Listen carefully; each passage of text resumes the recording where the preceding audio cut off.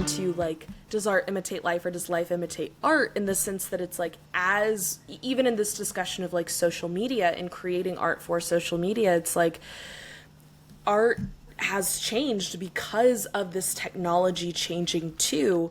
Absolutely. But I think also in the same way that we're seeing like so many people be anti-AI, we're also seeing a big push towards like natural living and like getting off the grid and unplugging and all of that stuff. So I don't know, it's interesting.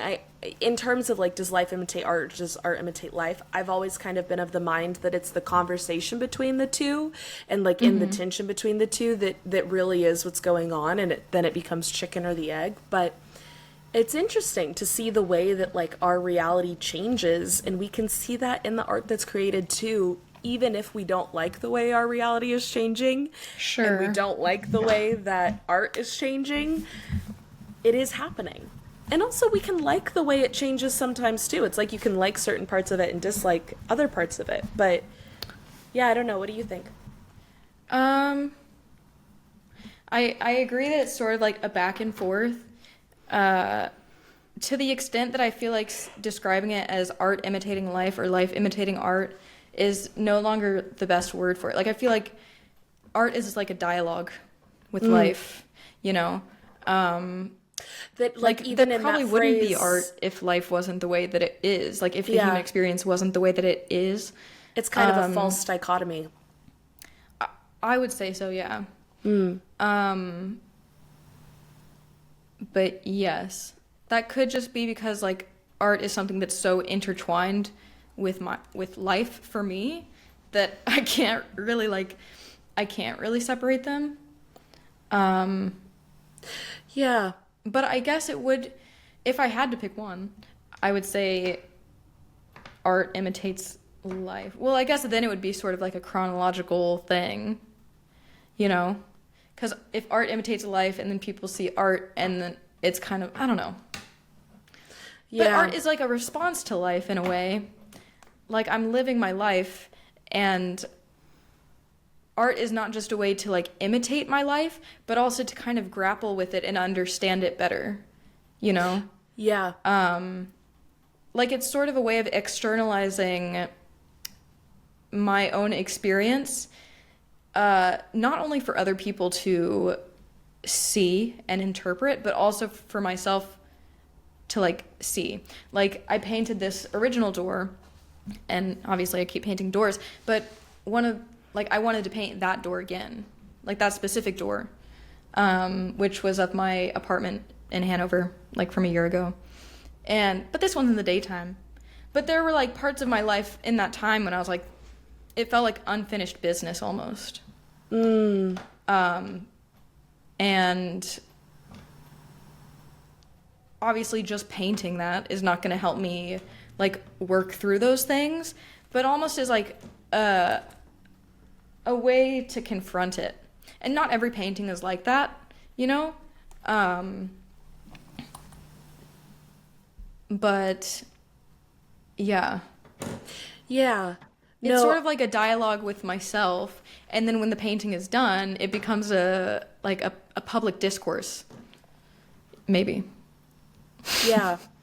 No, I do like that. I think calling it unfinished business is really interesting, because I do think a lot of the time, like, we end up kind of haunting ourselves in a certain sense, that it's like, I do have unfinished business with this, and I need to go back to it and like wrap something up and like tie something up with a bow, and not that this thing is ever closed, but I'm comfortable with where it's at. Like, it doesn't feel scattered, in the sense that like when you clean your room, it's not going to stay like that forever, because your room is lived in, and like every morning it's like, why make your bed? You're just going to get in it that night. And it's like, because there's something to wrapping it up, right? Yeah. Even though you might go back to it. And I think that is the feeling that like you kind of get to with, at least for me with poems and writing, that it's like, okay, is there more here? Like, of course, there's never not, but there's something about like, okay, but I feel okay with leaving it here, and it feels like there is Right. some sort of closing. And Yeah. I like what you said about it being a false dichotomy too, because of course we've also talked about like, isn't life your greatest work of art? And like, how do you Yeah, live yeah. as though you're Creating creating a work art? of art. Yeah. Right. And it's like, well, in that sense, life is always just imitating art until it becomes art itself. And then if you are trying to live like your art, that art is imitating life. Like if I'm an art piece trying to live, I'm just art pretending to be a human. But then what is a human if not Art. art? And so it's like you get into like some arguments of definition there, but Sure. I think there's a paradox in there that I think it's important to just hold the tension of, that is like very chicken and the egg with all of these things. And in wanting to just have this conversation with the self, allowing it to happen and to come through and to speak, as opposed to like needing to have like and it's like, this is always going to be imitating life. But I agree with you that it's like art is kind of in reaction to life, but also I do feel like I'm always trying to live artfully. I'm saying the same thing again and again. I guess what I'm trying to say is we should remain in conversation with the question, as opposed to like trying to close it out, maybe. Yeah. And Or I feel like finish it. right. And I feel like abstract art is a good, I guess, and a good example of this point, a good counter example to the dichotomy view of it. Because with abstract art, I mean, there's no object represented. Yeah. So if you want to say that abstract art imitates life, then there has to be something else that it's imitating other than just like the appearance of things. Like there, I feel like it becomes more obvious that it's like, oh, okay, well, if all art is imitating life, then it can't merely be that it's imitating it in terms of like, let me depict this. Let me mimic the appearance of this. Yeah. But as a sort of response to it. Right. Yeah. Yeah. I don't know. Like, you're not just Well, visually depicting it, but I think like it's interesting because it can be like, how do you define imitation that's then? what I was thinking just then, because I was like, imitation could be interpreted as like, in a sense, I'm very comfortable with saying that art imitates life in the sense of like the act of creation, you know, of making something out of nothing, which all art is. Right. I mean, you got to start with the materials, so it's not nothing, but you know, Right. like creating a way of seeing that wasn't before, or Yeah. wasn't visible to others before. But yeah, what were you thinking in terms of like, well, it's in terms of like, it depends on how you interpret or understand Right. the word imitate. Because there are some days where it's like, what's going on in here is so much more like an abstract piece of art than a representational piece of art, right? I love that. And it's like, and in here, you know, it's like, so in that way, it's like, well, if I did want to try and put something into like a visual representation or imitation of my thoughts, I think I probably would paint something abstract. And so in that way, it's like it can be imitative in a certain sense. Yeah, true. But also, I like what you said about it being a response to. And it's like imitation isn't necessarily a response. Well, I guess imitation is a response, but I don't think a response is an imitation. Yeah.